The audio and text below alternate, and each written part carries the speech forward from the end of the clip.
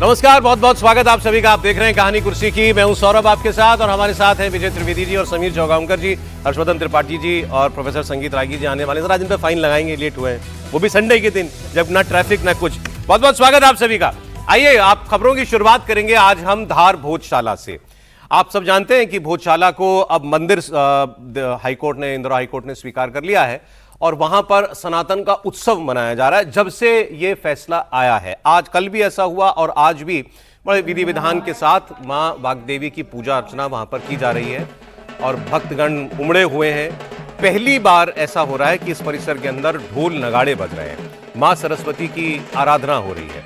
Court के फैसले के बाद से श्रद्धालुओं में बहुत जश्न है, मिठाइयां बांटी जा रही हैं, हिंदू संगठनों के लोग अपनी जीत का जश्न मना रहे हैं। तस्वीरें आप जो देख रहे हैं ये आज ही की तस्वीरें हैं जब ढोल नगाड़े लेकर लोग वहां पर पहुंचे अपनी स्तुति करने के लिए मां वाग्देवी की। देखिए, सर पर प्रतिमा रखकर। और ये भोजशाला का परिसर भी, इसमें आपको आज आपको ऐसे सार्वजनिक तौर पर खुले कैमरे से जो है वो दिखाई देगा, वरना प्रतिबंध लगे रहते थे क्योंकि बड़ा संवेदनशील मामला था।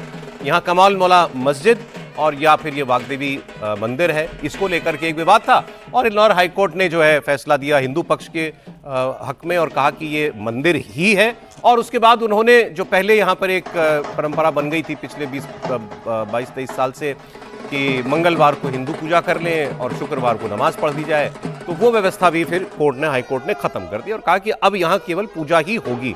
अब उसको मुस्लिम पक्ष चैलेंज करेगा, वो अलग बात है, लेकिन मैं आपको ये तस्वीरें दिखाना चाह रहा था।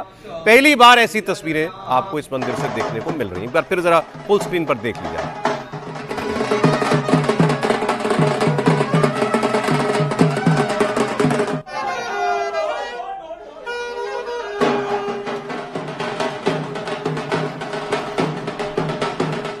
ये एक मामले में अलग इसलिए क्योंकि राम मंदिर का भी जो विवाद था, वहाँ विवादित ढांचा था, लेकिन उसके जब विवादित ढांचा गिर गया और फैसला आया हिंदू पक्ष के हक में, तो वहाँ ऐसी तस्वीरें देखने को नहीं मिली थी।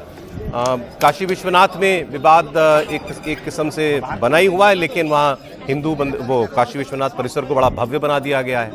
यह मामला बिल्कुल फंसा हुआ था क्योंकि हिंदू पक्ष और मुसलमान पक्ष कई बार आमने सामने भी आ जाते थे। इस वजह से ये धार भोजशाला का मामला यूनिक मामला भी था और ये तस्वीरें अब गवाही दे रही हैं कि लोग जो हैं इस फैसले के बाद कितने खुश हैं। क्या कहेंगे इस पर प्रोफेसर साहब?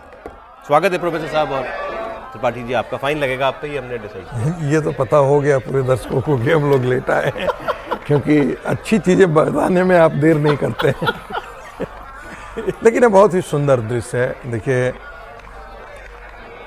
मैं बार बार कहता हूँ और ये बार बार दोहराता हूँ कि जब 1947 हुआ था तो एक सवाल बहुत मन में आता है, हिंदुओं को क्या मिला? हिंदुओं को उनके आराध्य मंदिर जो आक्रांताओं ने तोड़ करके उन्हें चकनाचूर कर दिया था, कहीं पर मस्जिदें बना दी, कहीं प्रांगण में बीच में आकर के मस्जिदें बना दी, इमारतों पर, मंदिर की इमारतों पर एक गुंबद बना करके खड़ा कर दिया, चाहे वो अयोध्या का मामला हो, चाहे काशी विश्वनाथ का मामला हो। ऐसे एक नहीं, हमारे यहाँ केसलाल जी ने एक बहुत what happened to the Hindu temples, जिसमें उन्होंने कहा कि 40,000, एक आंकड़ा ये उन्होंने देते, 40,000 हिंदू मंदिरों को, जो बड़े बड़े छोटे मंदिर थे, ऐसे उन्होंने नेस्तनाबूद किया और किया। आप देखे होंगे कि जब हम दक्षिण की तरफ जाते हैं तो एक से एक भव्य मंदिर बनते हैं, माँ भगवान शंकर के हों, भगवान विष्णु के हों। हम जब पूछते हैं अपने आप से कि क्या उत्तर भारत में ऐसी कोई शैली नहीं थी, क्या उत्तर भारत में अच्छे मंदिर नहीं थे, और तब जाकर के पता लगता है कि उत्तर भारत के मंदिर इसलिए खत्म हो गए कि जैसे जैसे इस्लाम की सेना यहाँ आई, आक्रांताओं की सेना जिन जिन रास्तों से हो करके गुजरी, उन सभी मंदिरों को ध्वस्त कर दिया, नेस्तनाबूद कर दिया गया जी। ये मंदिर भी उसी एक हिस्सा है जहाँ वाक देवी का ये मंदिर होता था, जो 10वीं शताब्दी के अंदर, 11वीं शताब्दी के अंदर महाराजा भोज ने इसे बनाया था और जिसे बाद में जाकर के तोड़ा गया। एक बार नहीं, कई बार किसी ने देखा है ये मंदिर परिसर? देखा हुआ आपने देखा हुआ है? नहीं तो एक बार, क्योंकि मैं नहीं गया कभी। मैं अपनी बात खत्म कर दूं। प्लीज। तो मुझे लगता है कि कायदे से तो होना तो यही चाहिए था कि 1947 में जब भारत का विभाजन हुआ था तो ये जितने मंदिर थे कम से कम हिंदुओं को उनके अपने आराध्य के मंदिर पुनः प्राप्त कर लेने में कोई दिक्कत नहीं होनी चाहिए थी। लेकिन दुर्भाग्य है कि नेहरू ने हमेशा हिंदुओं की इस संवेदनशीलता को ताके पर रखा, हमेशा जूते की नोक पर रखा। कभी इस मामले में वो संवेदनशील ही नहीं हुए। जब सोमनाथ का मामला था तब उनके आप राइट अप देखें, 17 लेटर उन्होंने लिखे हैं। तो फिर भी पुरानी बात हो गई, वो तो प्लेसेस ऑफ वर्शिप एक्ट तो 90 में बना। मैं प्लेसेस ऑफ वर्शिप एक्ट को, मजेदार बात है कि चुनौती दी गई है सुप्रीम कोर्ट के अंदर। मैं फिर वही बात करता हूँ कि जब प्लेसेस ऑफ वर्शिप एक्ट को चुनौती दी गई थी तो उसे ठीक से क्यों नहीं आज तक सुना गया। और ये मामला चैलेंज होगा सुप्रीम कोर्ट में, जरूर होगा, और उसकी बुनियाद प्लेसेस ऑफ वर्शिप एक्ट ही बनेगी। ये भी आप दिखेगा। देखिए, प्लेसेस ऑफ वर्शिप एक्ट इसलिए नहीं बनेगा क्योंकि प्लेसेस ऑफ वर्शिप एक्ट में जो एंशियंट मॉन्यूमेंट हैं उनको इस दायरे से बाहर रखा गया है। इसी तर्क को लेकर के वहां पर गया था कि जो एंशियंट मॉन्यूमेंट प्रोटेक्शन एक्ट है उसके क्लॉज 3-4 के अंदर हम इसको लेकर के जा रहे हैं जो उन पर लागू नहीं होता। प्लेसेस ऑफ वर्शिप एक्ट में सुन रहा था, वो कह रहे थे कि भाई वो उन्होंने कहा कि जो प्लेसेस ऑफ वर्शिप एक्ट है उसकी स्पिरिट के खिलाफ है। अच्छा ठीक है, अब मैं आपको एक बयान सुनाता हूं सर, फिर आपसे हम समझेंगे भी कैसा दिखता है क्या है। दिग्विजय सिंह कांग्रेस पार्टी के सीनियर लीडर हैं, और ये जिस मध्य प्रदेश की भूमि पर ये मंदिर है वहीं के वो मुख्यमंत्री रह चुके हैं 2 बार 10 साल, तो वो तो सब कुछ बहुत अच्छे से जानते हैं। उन्होंने कहा कि ये जो सारा विवाद है, उन्होंने कहा कि दरअसल एक्चुअली यहाँ पर एएसआई जिसके सर्वे के आधार पर ये निर्णय दिया गया है हाईकोर्ट के द्वारा कि ये मंदिर है, उन्होंने पुरानी बात को बताते हुए कहा कि एएसआई की ही रिपोर्ट थी कि यहाँ मंदिर के अवशेष नहीं मिले। फिर वो भी ये कहते हैं कि प्लेसेस ऑफ वर्शिप एक्ट है हमारे देश में, तो फिर ऐसे विवाद नहीं होने चाहिए थे। मतलब वो खुल के नहीं कह रहे, लेकिन कहना यही चाह रहे हैं कि ये फैसला नहीं आना चाहिए था। दिग्विजय सिंह कुछ जहां तक भोजशाला का है प्रकरण, ये इसमें थोड़ा सा अध्ययन करने की आवश्यकता है। उसके 2-3 कारण हैं। पहला कारण तो ये है कि ये एएसआई का प्रोटेक्टेड मॉन्यूमेंट है, और आर्कियोलॉजिकल सर्वे ऑफ इंडिया के किसी भी मस्जिद, मंदिर, गुरुद्वारा, इसके अंदर चर्च, इसमें पूजा का कोई प्रावधान कानूनन तौर पे नहीं है। ठीक है, अब ये बात सामने आई कि ये भोजशाला है या मस्जिद है। आर्कियोलॉजिकल सर्वे ऑफ इंडिया ने इसका सर्वे किया था, और उस समय जब उमा भारती मुख्यमंत्री थी तो सुमित्रा महाजन जी के पति गवर्नमेंट लीडर थे, और आर्कियोलॉजिकल सर्वे ऑफ इंडिया की रिपोर्ट उन्होंने जो प्रस्तुत की थी उसमें इस बात का उल्लेख किया था कि यहाँ पर मंदिर का कोई प्रमाण हमें नहीं मिला। बाबरी मस्जिद गिरने के बाद नरसिम्हा राव जी ने कानून बना दिया था कि आजादी के बाद राम मंदिर, बाबरी मस्जिद के विवाद को छोड़ के और कोई भी मंदिर या मस्जिद का बदलाव नहीं होगा, ये कानूनन जुर्म होगा। ठीक है, अब भारतीय जनता पार्टी तो मुख्य रूप से केवल हिंदू मुसलमान के अलावा उनका कोई मुद्दा नहीं है। अब दिग्विजय सिंह जी तो दिग्विजय सिंह जी हैं, अब पता नहीं वो किसके लिए क्या बयान देते हैं इस किस्म के, मतलब उनको ये समझ कौन सा हिंदू, मतलब कोई मैं पॉलिटिशियन की निगाह से कह रहा हूं, बहुत सारे लोग हो सकते हैं जिनको लगता है भाई इस किस्म के विवाद होने ही नहीं चाहिए, या अब आगे बढ़ गई दुनिया, आगे बढ़ गई, लेकिन फिर भी बहुत मेजॉरिटी होगी जो इस फैसले का स्वागत कर रही होगी, जो इससे खुश होगी। और आप ऐसा स्टेटमेंट दे रहे हैं कि ये नहीं आना चाहिए था, अरे वहां तो मंदिर के अवशेष ही नहीं है। ये अपने आप एएसआई ही गई है सर्वे लेकर के हाई कोर्ट में, जिसमें बताया गया है कि मंदिर है। विजय जी ने भी इस बात को दोहराया था 2 दिन पहले भी। ये मामला जो एएसआई की रिपोर्ट थी वो सुप्रीम कोर्ट आई थी, सुप्रीम कोर्ट के आदेश पर, वो हाई कोर्ट और सुप्रीम कोर्ट के आदेश पर उसने खोला है। अभी एक इंटरेस्टिंग बात बता रहे थे समीर जी। हाँ सर, ये जब चीफ मिनिस्टर थे तब दिग्विजय सिंह जब मुख्यमंत्री थे तब ये मामला भोज का बड़ा गर्म हुआ था, और तभी विश्व हिंदू परिषद, बजरंग दल, भारतीय जनता पार्टी के नेता और संघ के स्वयंसेवक लोगों ने दिग्विजय सिंह से, मुख्यमंत्री से मुलाकात की थी। कहा था कि भाई वहाँ हिंदू साक्ष्य है, वह हमें सुबह 1 घंटा पूजा करने की अनुमति दी जाए। दिग्विजय सिंह ने कहा कि मैं देखता हूँ। फिर 72 घंटे बाद दिग्विजय सिंह की सरकार ने आदेश निकाला था कि भाई सामाजिक सौहार्द बिगड़ने की पूरी संभावना है, इसलिए हिंदू पक्ष जो वहाँ पूजा करता है, सुबह दिए जलाते हैं, वो भी दिया जलाना बंद कर दिया जाए। मतलब वहां पूजा नहीं होती थी, दिया लगाने की अनुमति थी, आधा घंटा हिंदू पक्ष जाता था और लौट आता था, कोई तामझाम नहीं था। लेकिन दिग्विजय सिंह ने मुख्यमंत्री रहते उससे भी बंद करा दिया, वो भी बंद करा दिया कि माहौल खराब होगा, जबकि वहां माहौल खराब होने की स्थिति कोई नहीं थी। ये बता रहा है कि दिग्विजय सिंह के शासन में किस तरीके से भोजशाला के साथ किया गया। बाद में जब वहां पर मंगलवार को हिंदू लोगों को पूजा करने का और शुक्रवार को उनको नमाज पढ़ने का कहा गया, उसका भी विरोध दिग्विजय सिंह ने किया। 22-23 में हुआ। हाँ, उसका भी 2002 में। तब उसके बाद दिग्विजय सिंह सत्ता से बाहर हो गए थे। उमा भारती जब मुख्यमंत्री बन गई थी, उमा भारती को भी दिग्विजय सिंह ने पूर्व मुख्यमंत्री के रूप में उमा भारती से कहा था कि भोजशाला के ऊपर आप ध्यान दीजिए, वहां पर हिंदू समाज अतिक्रमण करने की कोशिश कर रहा है। तो दिग्विजय सिंह की शुरुआत से कोशिश रही है कि वहां पर हिंदू समाज को ना मिले, और उनकी जो प्रतिक्रिया आई है वो उसी संदर्भ में। इनका एक स्टेटमेंट ये भी आया है, बीजेपी की कोई उषा ठाकुर है, वायरल हो रही है इनकी क्लिप वार्तालाप जो है सनातनी। तो इन्होंने कहा आप हिंदू तो हैं, लेकिन बयानों से आप नहीं लगते अपने। इन्होंने कहा कि मैं तो खुद को सनातनी कहता हूं। ये बीजेपी वालों, आप लोगों ने तो अपने आप को, आप तो हिंदू हिंदू ही करते थे, मैंने जब सनातनी कहना शुरू किया तो आप लोग सनातन पे आए। तो ये बात कह रहे थे फिर, और उन्होंने कहा मैं आप सबसे बड़ा सनातनी हूं, मतलब पूजा पाठी आदमी हूं। उन्होंने कहा मैं राम मंदिर भी होके आया हूं। उसका ये राहुल गांधी जैसे ही सनातनी हिंदू हैं जिनके मूल में शायद इस्लाम है। एनीवे पता नहीं सर, वो तो अब बताएंगे ज्यादा। सर इन पर दिग्विजय सिंह से आने से पहले मेरी क्यूरियोसिटी है, आप मंदिर गए हैं अगर यहाँ पर, कैसे बाहर से क्या दिखता है? मतलब एक सामान्य मंदिर कोई ऐसा भव्य उस तरह से नहीं लगता, ठीक ठाक मंदिर है, लेकिन वहां पर जाने से भी पहले भी लगता था कि मंदिर ही है वो, और इस पर एक आम वो मान्यता।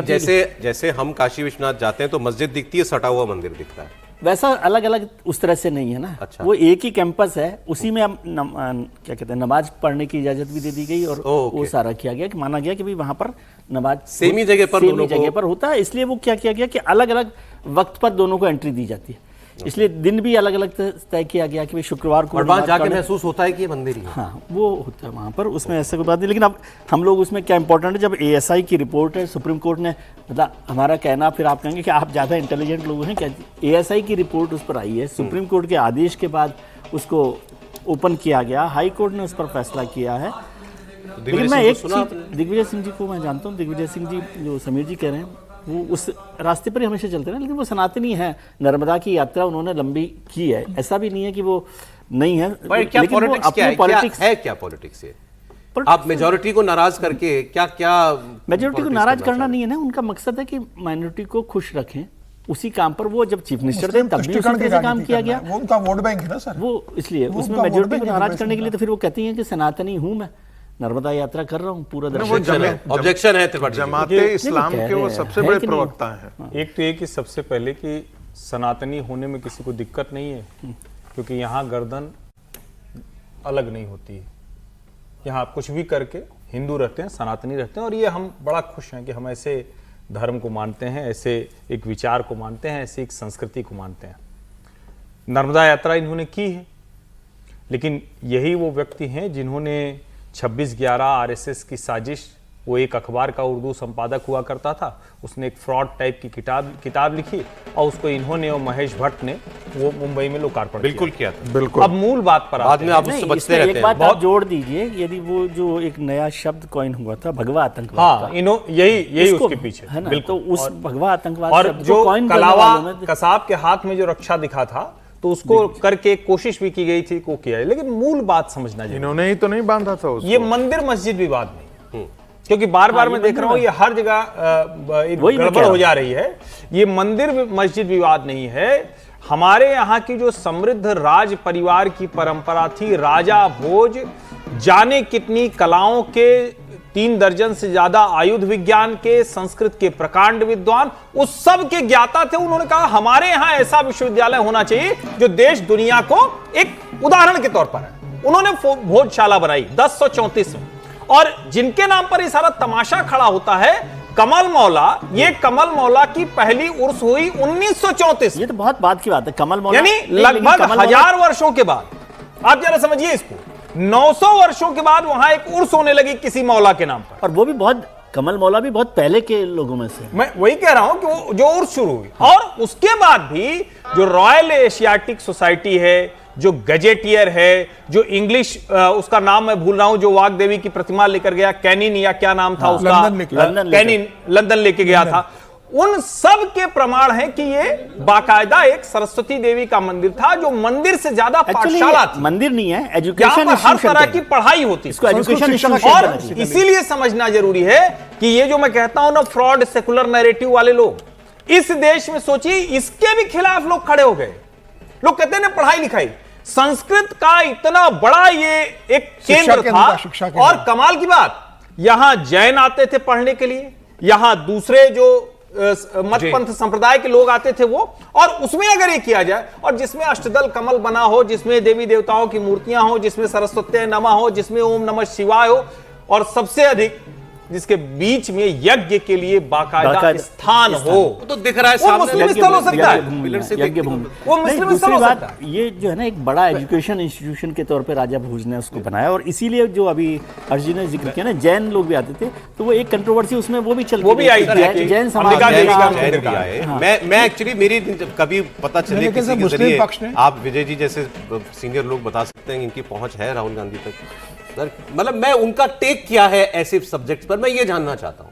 राम मंदिर पे उनका क्या टेक है, यहाँ पे क्या टेक है, काशी विश्वनाथ पर क्या? दिग्विजय सिंह जी को सुनने के बाद भी आप पूछ रहे हैं, तो बहुत दिन से आपकी मासूमियत दिखी नहीं थी। नहीं सिर्फ दिग्विजय क्यों, मैं चाह रहा हूँ क्लैरिटी मिले ना कि भाई गंभीर है ये आप देश को बार बार देश की आस्था को अपमानित करने की कोशिश कर रहे हैं और कह रहे हैं कि हम राजनीति करेंगे। ये बड़ा विचित्र है, और भोजशाला तो अपने आप में अद्भुत उदाहरण है कि भाई यहां तो आपको कुछ कहना ही नहीं था, तो मंदिर मस्जिद का विवाद नहीं था, एक कोई मस्जिद नहीं है वहां। ये बात ज्यादा ठीक है कि ये मंदिर मस्जिद विवाद की तरह से इसको नहीं देखा जाना चाहिए, एक जो मतलब विवाद हुआ कि किस तरह से वहां पर मुसलमान। और मुझे दूसरी जो हैरानी भी होती है और थोड़ी तकलीफ भी होती है कि वहां जितने लोग जो है बना हुआ है, और वहां सर मैं कह रहा हूं वहां जितने मुस्लिम समाज के लोग जाते होंगे, जितने लोग भी वहां जाते होंगे, क्या उनको नहीं दिख रहा है कि ये सबको क्या बना हुआ है? नहीं, लेकिन उनको तो क्यों नहीं, तो ये जिद क्यों है ना, ये जिद सौरभ क्यों है? सौरभ छोड़ दीजिए ना, कहीं मस्जिद एक नहीं लाख बनाइए। सौरभ एक बात है, क्या अयोध्या नहीं दिखता था? मैं कह रहा हूं सबके लिए, क्या काशी नहीं दिखता था? काशी में वो दीवार नहीं दिखती लोगों को? क्या मथुरा ने आंखों के आगे में आप जाइए, जहां नीचे जाते हैं सीढ़ियों से, तो ऊपर चले ये सारे दिखेगा क्या हुआ है। ये सारे जैसे होता है ना, मैं बार बार यही कहता हूं, भारत का मुस्लिम समाज आक्रांताओं के साथ खड़ा है और फिर भी कहता है कि हम भारत के प्रति लॉयल हैं। सर, हाईकोर्ट का जजमेंट देखिए, मुस्लिम पक्ष ने जमीन मांगी थी कि हमको जमीन दीजिए, हाईकोर्ट ने कहा कि हम आपको जमीन नहीं दे सकते क्योंकि यहाँ पे ऐसा कोई साक्ष्य नहीं है कि आपके लिए कुछ होगा। अगर आपको जमीन लेना है तो आप सरकार के पास जाके मांगिए, हम ऑर्डर में ये नहीं कह सकते कि आपको जमीन दे, क्योंकि आपको कोई अधिकार नहीं बनता। बड़े मुसलमान बोले आपको कोई अधिकार नहीं बनता, इसमें कोई साक्ष्य नहीं है, आप किस आधार पर जमीन मांग रहे हो? अब क्योंकि हम लोग बात कर रहे हैं मुस्लिम समाज की, भाई इसमें भी एक किस्म से विक्टिम प्ले किया जाएगा, सुप्रीम कोर्ट जाया जाएगा, जैसे ओवैसी साहब कह रहे हैं कि ठीक है, जैसे ओवैसी साहब ने कहा कि राम मंदिर जैसा ही फैसला है, हमारी एक और धर्मस्थली जो है वो हमसे ली गई है। अब जमीयत उलेमाए हिंद की 2 दिन की वर्किंग कमेटी की बैठक चल रही थी, वो अभी खत्म हुई है, और इसके बाद मौलाना अरशद मर्दी ने ट्वीट करके बैठक का पूरा एजेंडा बताया। वंदे मातरम अनिवार्य कर दिया गया। उन्होंने कहा कि इससे लेकर के कोर्ट के फैसलों तक सारे मुद्दों पर उन्होंने अपनी बात की है। मदनी साहब ने लिखा है कि मुसलमान ना कभी झुका ना कभी झुकेगा, पहले मुसलमान ही सांप्रदायिक ताकतों के निशाने पर था, अब तो इस्लाम उनके निशाने पर है। SIR के मुद्दे पर भी इस बैठक में चर्चा हुई है। बंगाल चुनाव के नतीजों को लेकर बड़े पैमाने पर मुसलमानों के वोट काटने का जिक्र इसमें किया गया है। अरशद मदनी ने लिखा है कि जिन 27 लाख लोगों के नाम काटे गए उनमें सबसे ज्यादा मुसलमान थे। SIR और NRC दोनों को लेकर चिंता जताई गई है। और वहीं जमीयत के राष्ट्रीय अध्यक्ष मौलाना महमूद मदनी ने धार भोजशाला के फैसले पर भी स्टेटमेंट जारी किया है और कहा है कि अब प्लेसेस ऑफ वर्शिप एक्ट का कोई मतलब नहीं रह गया। धार पर कोर्ट के फैसले को मुस्लिम पक्ष सुप्रीम कोर्ट में चैलेंज करेगा। ऐसे में जमीयत इस पूरे मैटर पर अब एक्टिव हो गई है और फैसला आने के बाद हैदराबाद से लेकर दिल्ली तक हलचल बढ़ी हुई है। असदुद्दीन ओवैसी ने भी इस फैसले को संविधान के खिलाफ बताया था, तो ये तो खैर होना ही था, लेकिन उसमें जो एक लाइन अभी आपने पढ़ी ना कि पहले तो मुसलमान निशाने पर थे, अब इस्लाम निशाने पर है। फिर आगे उन्होंने कहा कि ऐसा लगता है कि अब मुहिम बीजेपी और RSS की भारत को एक संवैधानिक राष्ट्र की बजाय एक वैचारिक राष्ट्र बनाने की है। दोनों बातों में अगर कोई अंतर है तो देखिए, मुझे लगता है कि उनकी पूरी अच्छा सर बयान भी है, एक मिनट सुनिए। वैकल्पिक जगत का तो कोई कॉन्सेप्ट ही नहीं है। जी हाँ, तो अब उस फैसले से तो ये कैसे इत्तेफाक हो सकता है, उससे तो इख्तलाफ ही है क्या? नहीं, ऐसा कैसे होगा, छोड़ा कैसे जाएगा? ये मस्जिद का मामला नहीं है सिर्फ, ये मुल्क का दस्तूर का मामला है, तो लड़ेंगे आप सुप्रीम कोर्ट कानून का मामला है भाई। सर और भी जगह है ज्ञानवापी भी है, उसको लेकर भी आप लोग आगे जाएंगे? अभी देश वो लोग लड़ रहे हैं, ज्ञानवापी वाले लड़ रहे हैं। वो कह रहे हैं दस्तूर का मामला है, मतलब संविधान का मामला है, तो हाई कोर्ट जो है गैर संवैधानिक का संवैधानिक फैसला देगा क्या? हाँ सर। देखिए, उनका बहुत साफ है इरादा, और इस्लाम को जिसने पढ़ा है वो बहुत अच्छी तरीके से जानता है कि भारत को गजवाए हिंद करना, भारत को इस्लामिक राष्ट्र के रूप में कन्वर्ट कर देना उनके इस्लामिक थियोलॉजी और मुहिम का हिस्सा है। इसलिए वो चाहे वो बांग्लादेश से आए, वो पाकिस्तान से आए, अफगानिस्तान से आए, जितने मुसलमान यहाँ बढ़ेंगे, उनकी जनसंख्या जितनी बढ़ेगी, वो उसका स्वागत करेंगे, और उनके खिलाफ यदि भारत सरकार जाएगी तो उसका वो विरोध करेंगे। दूसरी बात, भारत के अंदर जितने भी इस्लामिक प्रतीक थे जिन्होंने बर्बर आक्रांताओं ने खड़ा किया था, वो उन सभी के साथ अपने आप को जोड़ते हैं। और ये बात मैं बार बार कहता हूं, भारत के हिंदुओं को ये भूल जाना चाहिए कि उनकी प्रतिबद्धता उन इस्लामिक आतंकवादी और बर्बर आक्रांताओं के साथ नहीं थी। वो पब्लिक डोमेन में बेशक ऐसी बात नहीं करें, लेकिन वो ऐसा एक बहुत छोटा सा माइनॉरिटी है। वो जो नहीं, वो जो उन्होंने कहा कि इसको वैचारिक राष्ट्र बनाना चाहते हैं, नहीं, इसका क्या मतलब है? वैचारिक राष्ट्र का मतलब बहुत सीधा है कि वो हिंदू राष्ट्र से बनाना चाहते हैं। भारत संघ का कहना है कि भारत ये हिंदू राष्ट्र है। मैं कहता हूं उसी हिंदू राष्ट्र की सुरक्षा के लिए बहुत जरूरी है कि सारी चीजें हों। उसी हिंदू राष्ट्र के भारत संघ तो कहता ही है कि ये हिंदू राष्ट्र है, लेकिन सुरक्षित कैसे रह जाए? यदि बंगाल में 50% जनसंख्या यदि मुसलमानों की होगी, सुरक्षित कैसे रहेगा? जब भारत में जनसंख्या मुसलमानों की 70% आने वाले दिनों में हो जाएगी, तब ये सुरक्षित रहेगा क्या? नहीं सुरक्षित। देश वाकई किसी वैचारिक राष्ट्र की तरफ बढ़ रहा है? मुझे ऐसा नहीं लगता। देश संविधान पर ही चल रहा है, विचार बढ़ रहा है। एक विचार का होना, विचार की ताकत बढ़ना, ये तो ठीक है कि विचार की ताकत हिंदू सनातन का विचार बढ़ रहा है, लेकिन इससे ये चिंता करना कि देश हिंदू राष्ट्र हो जाएगा, मुझे तो इसकी कोई संभावना अभी नहीं लग रही। ऐसे ये संभावना भी नहीं लग रही जैसे अभी कहा गया कि भाई 70% आबादी मुसलमानों की हो जाएगी देश भर में। अभी मुझे अगले 100 साल में तो राष्ट्र भी नहीं बनने वाला, वो भी नहीं बनने वाला, ऐसा नहीं है। संविधान के भरोसे चलेगा और वो सब लोग और इसको ऐसा लेना चाहिए कि हाई कोर्ट का फैसला आ गया तो ये तो एक लीगल प्रोसीजर है कि सुप्रीम कोर्ट में कोई भी जा सकता है, इसमें कोई इतनी आपत्ति वाली बात नहीं है। और वो कम से कम ये तो कहेंगे ही ना कि भाई इस फैसले के, किसी भी फैसले पर सहमति नहीं होना, उसका विरोध करना, कोई वो तो गैर कानूनी है नहीं। उसके खिलाफ सुप्रीम कोर्ट में जाना वो भी गैर कानूनी नहीं है। वो कैसे लड़ाई लड़ी जाती है, लेकिन उन्होंने कहा वो सुप्रीम कोर्ट के फैसले के बाद ही ये फैसला यहाँ तक आया है। एग्जैक्टली। और वो जो हैरानी हुई ना कि वो कह रहे हैं कि ये दस्तूर का मामला है। चलिए, अदालती फैसलों की बात चल रही है तो अदालत के एक और फैसले की बात आपको बताते हैं। अगली खबर पे आ जाएगा, इसके अगली खबर पर चुनाव आयुक्तों की नियुक्ति को लेकर, मुख्य चुनाव आयुक्त और चुनाव आयुक्तों की नियुक्ति को लेकर केंद्र सरकार ने एक हलफनामा दिया है। हम उसकी बात कर लेते हैं कि इलेक्शन कमिश्नर्स की नियुक्ति पर जो बहस चल रही है, खासतौर पर राहुल गांधी ने, अभी आपको याद है ना, वो गए थे, मीटिंग में गए थे, सीबीआई चीफ की नियुक्ति के लिए गए थे, और वहां पर उन्होंने कहा कि ना ये तो मुझे डिटेल नहीं दी गई, और वो हमेशा इस हक में रहे कि भाई ये बैलेंस्ड कमेटी नहीं है, प्रधानमंत्री, एक मंत्री और हम, ऐसे ही वो कहते हैं कि ये चुनाव इलेक्शन कमिश्नर्स की नियुक्ति होती है। अब केंद्र सरकार ने अपना रुख साफ किया है, माफ कीजिएगा। नहीं, चुनाव आयुक्तों का मसला तो देखिए इस तरह का विवादित है ही ना। वो पहले से ही, पहले दिन से ये चीजें चल रही थी, और जिस तरह से महाभियोग लाया गया तो वो तो लगता है ना कि उनको संस्था के तौर पर है, लेकिन क्या सुप्रीम कोर्ट के सामने जो मसला गया है और जिसकी वो बात कर रहे हैं उस पर क्या रुख अपनाएंगे? एक एफिडेविट दिया है केंद्र सरकार ने, वो मैं आपको बता देता हूं। और चुनाव आयुक्त को नियुक्त करने वाली कमेटी में न्यायपालिका के सदस्य को शामिल करना जरूरी नहीं है, यह कहा है।